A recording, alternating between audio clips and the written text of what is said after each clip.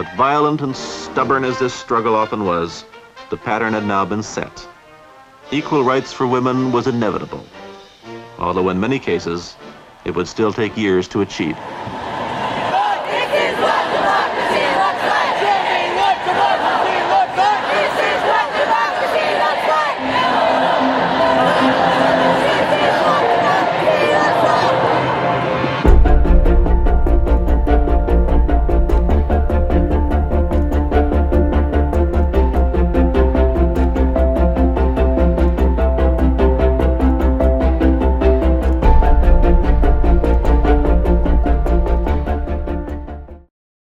In the 90s, there was an influx of women in Congress, and they called this the Year of the Woman.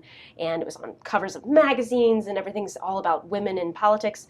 And of course, the number of women in this country, numbering a little over 50%, in Congress are being represented more like 15, 20%.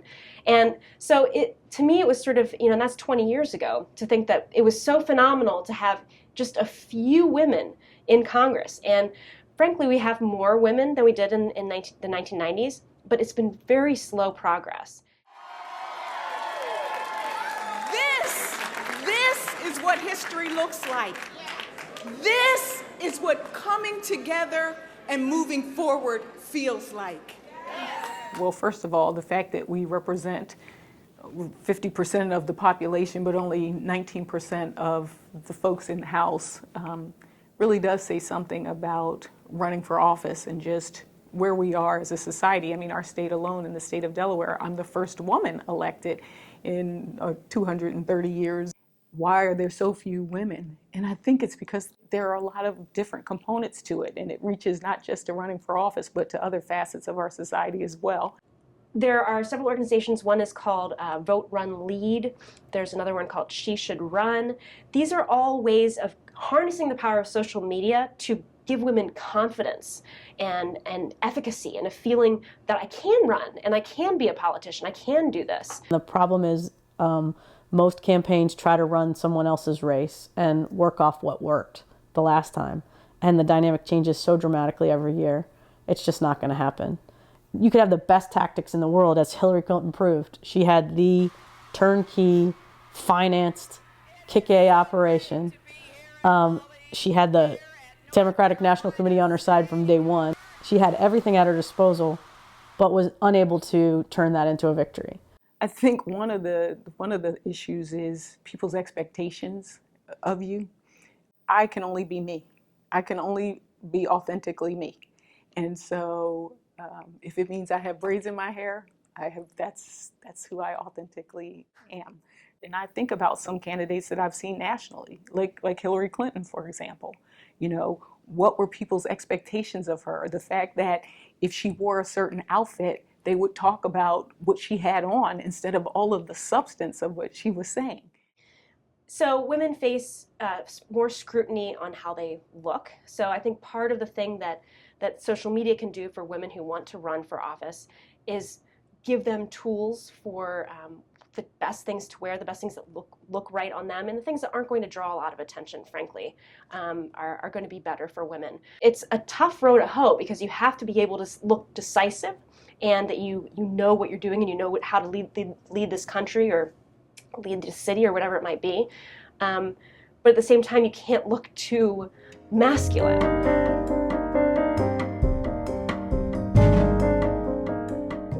But I think it's sort of the same as in the private sector or any other parts of our society where you see the number of CEOs, considering the number we represent in the population, and then you look at the number that we represent in corporate America or other parts of the world, you start to question, well, what does it take? For a very, very long time, I was the only female Republican media consultant. I was a woman and had my own firm. I got labeled with the ability to soften candidates. So I got every Christian right candidate. They were, you need Alfano for this. You need to get her. You need a woman on this. You got to soften yourself. One person said of me in a blog at my first debate, she looked like she was a deer in the headlights. I was a deer in the headlights. I was scared. I never had been in a debate in my entire life. on the campaign trail, there's the expectations that people have of you, even as a woman, even as a person of color. There aren't many men, there are some, but how many men can say I raised 3 children on my own as a single parent? Okay, so I bring that particular perspective, and there are going to be more women that bring that particular perspective to a job. How many can say, you know, I worked for half the amount as my successor that I trained? I had one client who was governor of Alabama who used to call me baby doll. I never took it personally because he also listened to me when I said what I told him about, you know, how we should do political ads, or he let me write scripts and produce the ads the way I wanted to, and he respected my opinion, and so I had a seat at the table. So baby doll, or, you know, people are like, aren't you offended? I'm like, no, it's endearing. Calls everybody a nickname. That's just mine.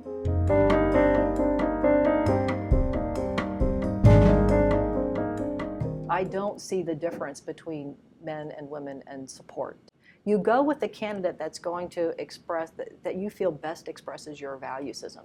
If that happens to be a woman candidate, then you work with them and you be the, you know, you be their go-to person and you help them. Like when Madeleine Albright said, you have to be with Hillary Clinton or else you're not a woman.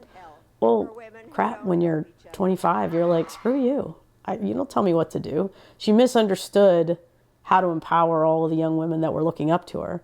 If women had turned out for Hillary Clinton just a couple of percentage points more, that one thing alone would have won her the race. The day of the big election was a bittersweet day because I had been supportive of Hillary Clinton. We broke the glass ceiling here, but we were looking at the big glass ceiling as well. The change in the mood of the people that were at the doors, particularly from the Democratic side, and most of them women, but not all, was really interesting to watch. I had probably about a dozen or so people that came to the doors, generally women, that were crying.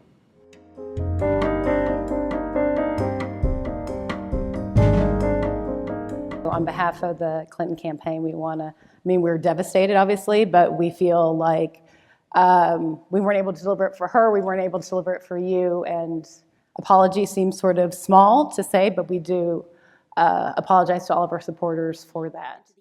The other interesting thing that I'll point out regarding gender deals specifically with her concession speech, which was the day after the election.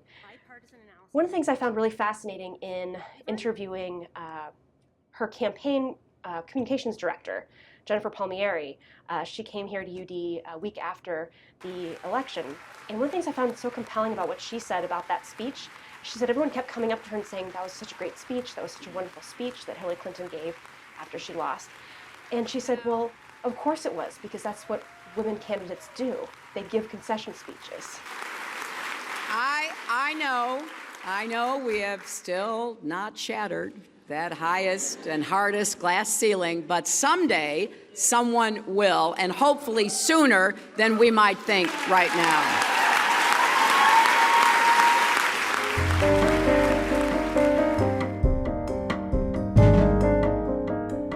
We've known this for a long time, that women face hurdles that men don't, in business, in industry, in academia, in every aspect. This is hardwired into our brains, these ideas of gender and the role of gender. I think what we'll want to start seeing is when more women become candidates, when more women run for office and get into office, and we see more of them, there are more and varied examples for the next generation of women to see, and frankly for the next generation of young men. When young men grow up seeing more and more women in charge, that will become normal to them. I mean, the sheer numbers of people after the Women's March who have stepped up and said, I'm running for office, I'm going to be behind the scenes, I'm going to be in front of the camera, I'm going to be... That right there has given me a lot of excitement and motivation, and I think you just see it and feel it across the country. Even here in Delaware, women have come to me and said, I'm now running. To me, I think a sleeping giant has been awakened, and I love that. You need to stay energized. You're very energized right now. Stay energized. You're very effective when you're energized. Don't let no stop you. I mean, that's the biggest thing. Don't let no stop you. And don't let things, well, this is the way we've always done things. Don't let that stop you. So I think that's where the best thing that we can see is young women who realize that they have not only the ability, but they have a social network that can boost them up to become more involved and to speak out. And yes, there are going to be negative consequences of that, but I think that now, right now, 2017, this is a pivotal time for young women to see themselves as not just citizens, but as leaders and taking us to the next place so that your children, that my daughter will see more and more women in places of power. And that in of itself is going to be powerful.